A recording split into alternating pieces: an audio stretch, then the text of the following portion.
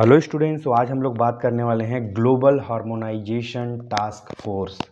उसको GHTF भी कहा जाता है, राइट। बेसिकली ये task force medical device and in vitro diagnostic device को मॉनिटर करने के लिए होती है वर्ल्ड वाइड। ओके, सो आइए बात करते हैं इसके बारे में। It was founded in the year 1993 by government and industry representatives of Australia, Canada, Japan, US, and European Union.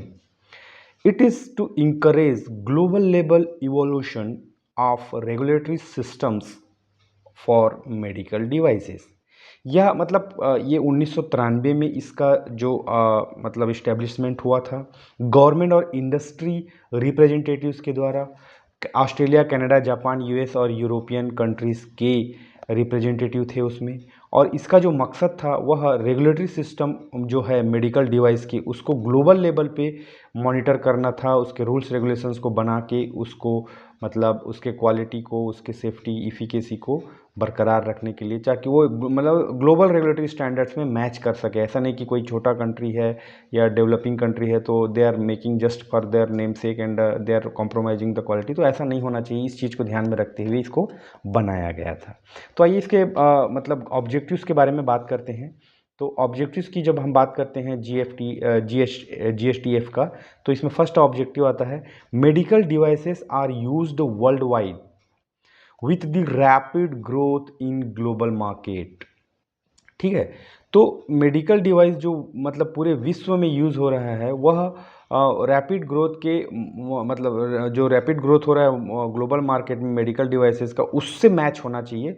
So that was the objective of this particular formation of this force. ठीक है, second objective was the two harmonise national standards in order to minimize regulatory barriers, facilitate trade। है ना। अब जैसे कि कोई company मतलब बनाती है इंडिया में, जैसे कोई डिवाइस बनाती है, मान लो इलेक्ट्रॉन माइक्रोस्कोप, तो दैट हैज़ टू मतलब इतना क्वालिटी उसमें होना चाहिए कि वह मतलब जो विश्व की बाज़ार है उसमें जा सके वह।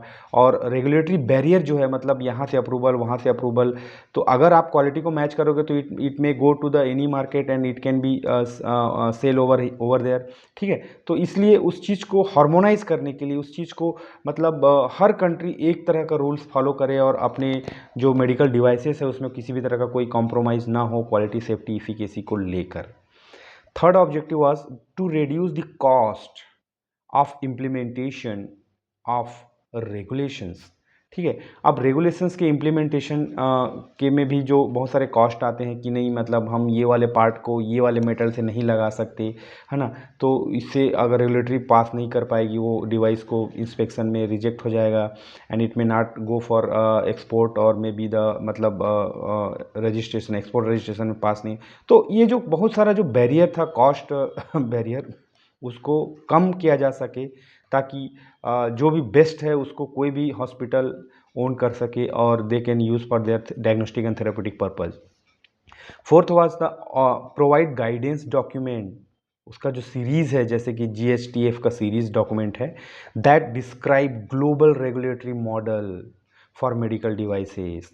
ठीक है, तो एक ऐसा डॉक्यूमेंट बनना चाहिए पूरे विश्व के लिए, पूरे विश्व के बाज़ार के लिए जो मेडिकल डिवाइस बनाते हैं, बेचते हैं, जो मतलब उसमें सारे चीज़ें लिखा हुआ होना चाहिए। वो सीरीज प्रोवाइड कराए जिससे मतलब जो भी अपने कंपनी में ये डिवाइस बना रहे हैं तो वो they are following that regulatory standards and they are matching the international market. या fifth one, to assist manufacturer to allocate an appropriate risk class using a set of harmonized principles। ठीक है, तो manufacturer को मतलब एक ऐसा assistant provide किया जा सके ताकि वो रिस्क क्लास को सही तरीके से क्लासीफाई करके हार्मोनाइज कर पाएँ, right. So this was the objective of GHTF global harmonisation task force. अब आते हैं हम इसके जनरल रूल्स के बारे में बात करते हैं कि क्या क्या नियम कानून बने हुए हैं इसके तहत जो कि मेडिकल डिवाइस के लिए यूज़फुल होता है। तो पहला रूल जो है आप देख सकते हैं यहाँ पे, rule number 1, it contact with injured skin and intended as a barrier.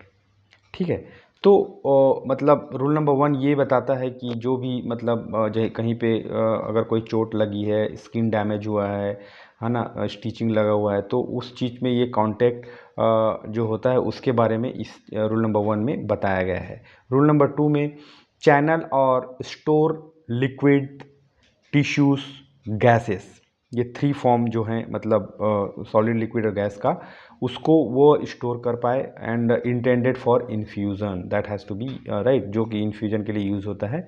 तो ये रूल नंबर 2 में है। रूल नंबर 3 में बताया गया है कि modify biological and body liquid intended for infusion, right. So जो भी मतलब biological materials हैं, it may be blood, it may be sperm, it may be pus, or maybe other biological fluid which has to be taken, right, body liquid, तो उनको infusion के लिए जो use होता है उसके जो मॉडिफिकेशन है उसके बारे में रूल नंबर 3 में बताया गया है।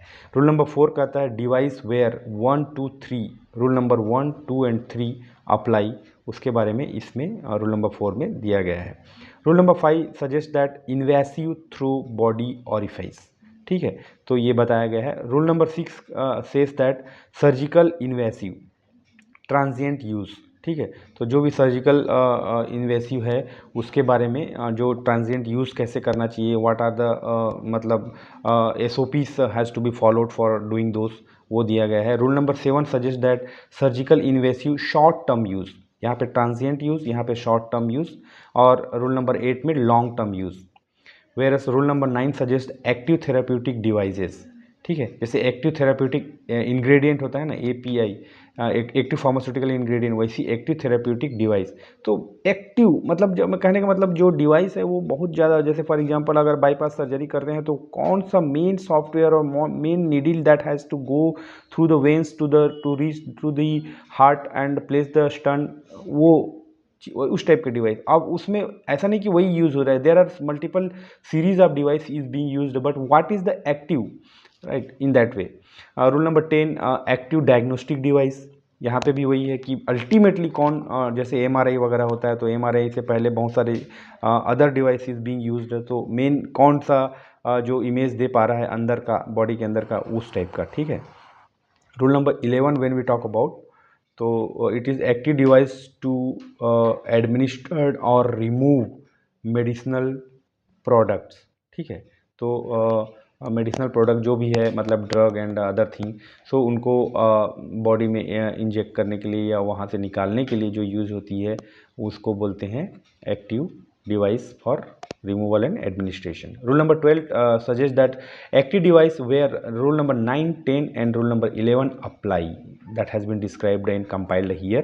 Rule number 13 device incorporating medicinal product, ठीक है, तो जो भी मेडिसिनल प्रोडक्ट को इनकॉर्पोरेट किए हुए डिवाइस रहते हैं उनके बारे में बताया गया है। रूल नंबर 14 में दिया गया है device manufactured incorporating human and animal tissues, okay, तो यहाँ पे मेडिसिनल प्रोडक्ट को इनकॉर्पोरेट किया जा रहा था, यहाँ पे ह्यूमन एंड एनिमल टिश्यूज़ को इनकॉर्पोरेट किया जाएगा।